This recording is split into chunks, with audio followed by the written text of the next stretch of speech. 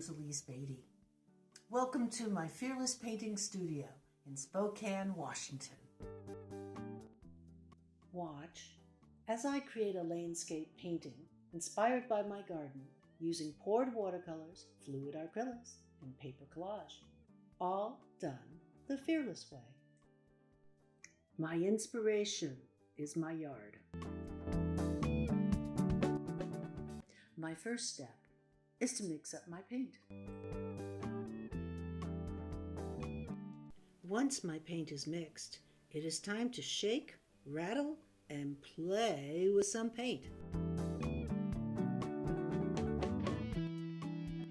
After pouring several layers of watercolor paint, it's time for me to grab some fluid acrylics and get serious about my composition.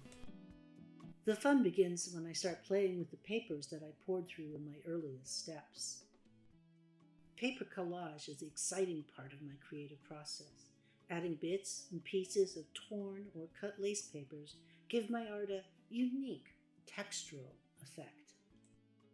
I invite you to come back and watch my entire Fearless Painting process, which will be available in September at the Florida Watercolor Society 2020 convention.